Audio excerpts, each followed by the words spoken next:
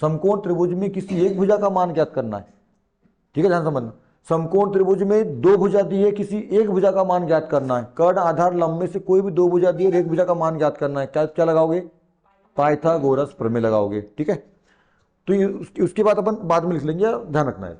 समकोण त्रिभुज का अपन बात कर रहे हैं, क्षेत्रफल ज्ञात करना है, भुजा नहीं ज्ञात करना। हम त्रिभुज के यहाँ पे काय की बात कर रहे हैं? त्रिभुज के क्षेत्रफल ज्ञात करने की बात कर रहे हैं, भुजाओं की नहीं कर रहे हैं। ये तुम लोग कहीं भी कुछ भी लगाते हो, प्रश्न आएगा क्षेत्रफल ज्ञात करो, वहां लगाते हो पाइथागोरस प्रमेय। अबे पाइथागोरस प्रमेय समकोण त्रिभुज की भुजा ज्ञात करने का सूत्र है, क्षेत्रफल ज्ञात करने का नहीं है। आयतन ज्ञात करने का अलग सूत्र होता है, परिमाप ज्ञात करने का अलग सूत्र होता है, भुजा ज्ञात करने का अलग सूत्र होता है, कोण ज्ञात करने का अलग, सबका अलग अलग सिस्टम है। तुम तो कहीं भी कुछ भी घुसा देते हो, ऐसा तो ना होता है। ठीक है, तो क्या ज्ञात करना, इसलिए दे दिया त्रिभुज के क्षेत्रफल ज्ञात करने की बात कर रहे हैं, भुजा ज्ञात करने की नहीं। ठीक है, ध्यान रखना, क्षेत्रफल की बात चल रही है यहां पर, है ना। हाँ, तो क्षेत्रफल ज्ञात करने सूत्र क्या होता है इसका? 1/2 गुणित आधार गुणित ऊंचाई।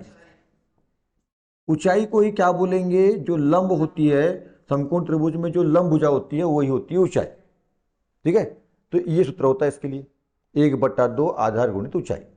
इसी सूत्र से यहां पर भी वही सूत्र होता है समबाहु त्रिभुज में, 1/2 गुणित आधार गुणित ऊंचाई पर अभी मैं चित्र ही बना रहा हूं, है ना, मोटे मोटे तौर समझ लेना। ये समकोण त्रिभुज है, ये बना समकोण। ठीक है, ये हो गया उसका कर्ण, ये है उसका लंब, ये जो लंब है यही उसकी क्या है? ऊंचाई है, और ये नीचे वाला हो गया आधार। यदि इन दोनों भुजा का मान डायरेक्ट आपको दिया है प्रश्न में, देखो दो बहुत सारी स्थिति है, अलग अलग, ध्यान समझना। डायरेक्ट भुजा, इन दोनों भुजा का मान डायरेक्ट आधार और लंब या ऊंचाई दिया है, तो डायरेक्ट सूत्र लगाओ, मान रख दो, हल कर लो, आ जाएगा आंसर।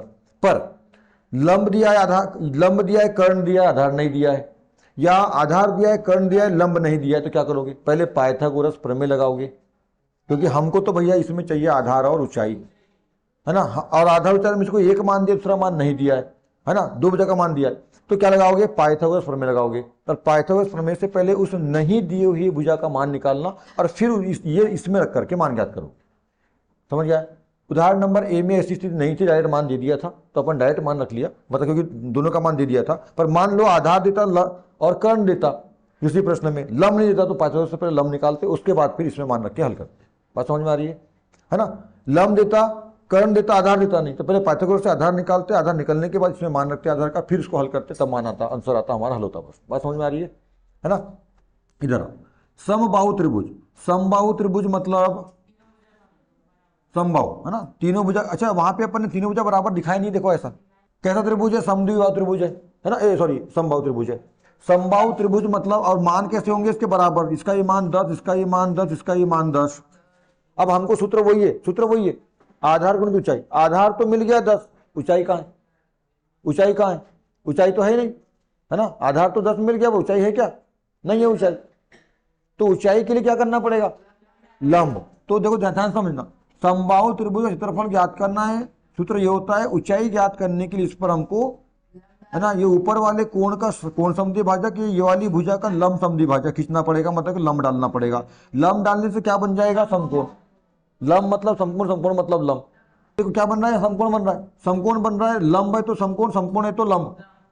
बात समझ में आ गई? और जब ये लंब है, सॉरी समकोण बन गया, तो समकोण बन गया, तो अब पाइथागोरस प्रमेय लगा करके त्रिभुज जो भी आएगा इधर वाला, इसमें पाइथागोरस प्रमेय लगा के पहले इस ऊंचाई का, यानी लंब का, लंब मतलब ऊंचाई, मैंने क्या बोला? लंब मतलब ऊंचाई, उसका पहले समकोण त्रिभुज बन गया, तो समकोण त्रिभुज जो लंब होता है वही उसकी ऊंचाई है, ऊंचाई उसका लंब है, ऐसा। तो मान निकाल लेंगे, जब इसका मान निकल जाएगा तब आधार कितना आपका? 10, और इसका मान जो भी आएगा वो ऊंचाई रख करके फिर इस सूत्र में मान रख के इसको हल कर लोगे, और आपका क्षेत्रफल ज्ञात होगा। यहाँ भी क्षेत्रफल जो ज्ञात हो जाता है, यहाँ भी क्षेत्रफल आपका इस तरह से ज्ञात होगा। बस समझ में। अब आते हैं समद्विबाहु त्रिभुज क्षेत्रफल ज्ञात करना है, वही सूत्र है, 1/2 आधार गुणित ऊंचाई, ये सूत्र है ना। तो समद्विबाहु त्रिभुज मैं यहाँ लिखता हूँ, एक समद्विबाहु त्रिभुज ले लिया मैंने, ये ऐसा, इसमें आमने सामने की भुजा बराबर है कोई दो, इसमें भी, है ना। अच्छा, समद्विबाहु है, मान तो दे देगा बाकी का, जिसे दिया था इसका 5 सेंटीमीटर, इसका 5 सेंटीमीटर, इसका 8 सेंटीमीटर। ठीक है, और नाम भी बड़ा अच्छा दिया था, यहाँ पे ABC नाम दे दिया था, ABC, इसमें नाम दिया था शायद PQR, इसमें नाम दिया था XYZ, है ना, Y कैपिटल, XYZ, ताकि आपको ये मालूम हो कि केवल एबीसी त्रिभुज नहीं होता, जो मानना चाहे मान सकते हो, कोई भी अल्फाबेट 3 जो भी है मान लो, है ना, बन सकता है। ठीक है, ये दिया था और अलग अलग स्थितियां सब। तो इसमें भी क्या करना पड़ेगा, इसमें भी एक लंब खींचना पड़ेगा इसी की तरह। लंब खींचने से ये बन जाएगा आपका समकोण। समकोण चाहे इधर बनाओ उधर बनाओ, चलता है, कोई भी दिक्कत नहीं है। ठीक है, ये बन जाएगा। और फिर यहां पर फिर वही है ना, इसका मान 8 है तो ये हो जाएगा 4, इसका 5, इसका मान 10 था तो ये हुआ था 5। प्रश्न बनाया अपन चारों अभी सामने में। ठीक है, तो ये इस आधार का मान दिया है, कर्ण का मान दिया, लंब का मान आपको यहाँ पे नहीं दिया है। तो लंब का मान ज्ञात करने के लिए वही पाइथागोरस प्रमेय। तो यहां पर भी पाइथागोरस प्रमेय लग रहा है, यहां पर भी लग सकता है यदि स्थिति वैसी आएगी तो।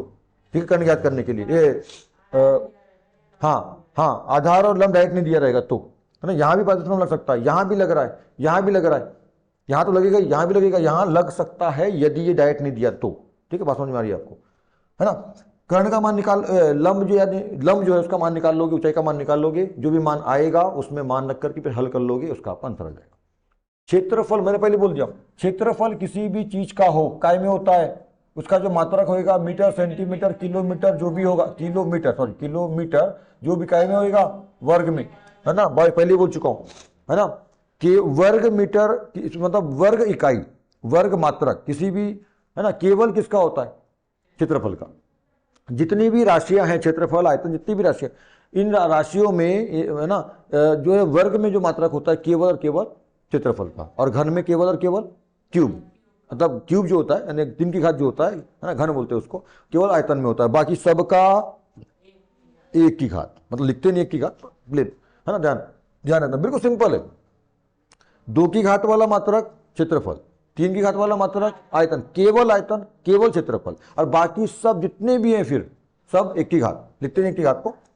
तो इस तरह से हो जाएगा आपका। तो यहां भी पाइथागोरस प्रमेय लग रहा है, यहां पर भी पाइथागोरस प्रमेय लग रहा है, यहां पर भी पाइथागोरस प्रमेय लगेगा, यहां पाइथागोरस प्रमेय लग सकता है स्थिति अनुसार।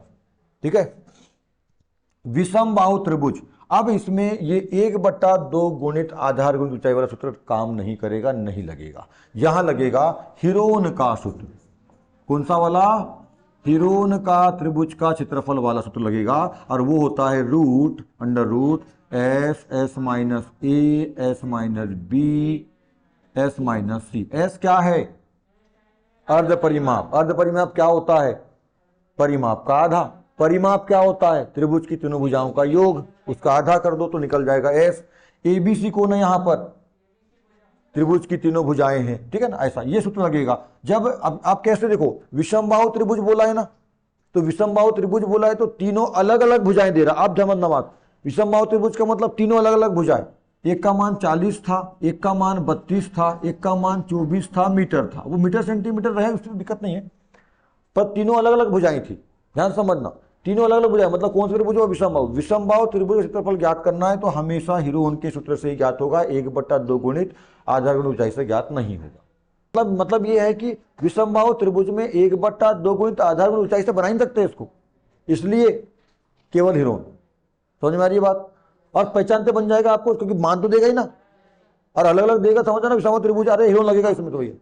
ठीक है, और इधर देखो समद्विबाहु, 2 भुजा बराबर है और 1 भुजा अलग है, क्या लगेगा, क्योंकि 2 भुजा बराबर है, 1 भुजा अलग है। यदि हम लंब खींचेंगे तो बराबर 2 त्रिभुज मिल जाएंगे हमको। यदि विषमबाहु त्रिभुज में भी ऐसा करने से बराबर 2 त्रिभुज मिल जाते तो उसको भी फिर इससे बना लेते, पर उसमें मिलेंगे नहीं क्योंकि सब भुजा अलग अलग है उसकी, इसलिए वहां पे।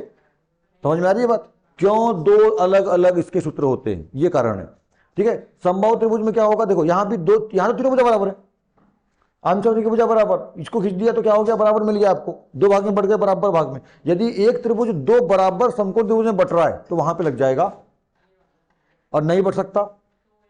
ठीक है, वैसे यहां पर भी था, समझ में आई बात, इसलिए ऐसा कॉन्सेप्ट चारों। और ये बिल्कुल बेसिक चीज है, जब कभी भी आपको ये ऐसा आता है कि कहीं पर भी कॉम्पिटिशन में जाओगे ना, अभी 12वीं के बाद, या कोई भी अभी 10वीं में जाओगे, 9वीं में, अभी 10वीं में जाओगे, एनटीएससी नेशनल ट्रेड सर्च वाला एग्जाम दोगे, देना अगले साल देना। ठीक है ना, एक 8वीं में होता है नेशनल कम मीन्स वाला, और एक 10वीं में होता है एनटीएससी वाला। हाँ, फॉर्म भरना पड़ता है, स्कूल से आता है, मैं बता दूंगा आप लोगों को अगले साथ जब आओगे तो, कब आता है क्या आता है, इसके लिए एग्जाम देना, उसमें स्कॉलरशिप मिलती है। ठीक है, कॉलेज लेवल तक। समझ में आ गई बात। यहां पे पाइथागोरस प्रमेय लगेगा क्या, पाइथागोरस प्रमेय की यहां आवश्यकता नहीं है। तो ऐसा अपन ने चीज़ों को पढ़ा है। बात समझ में आ गई है ना, ध्यान रखना।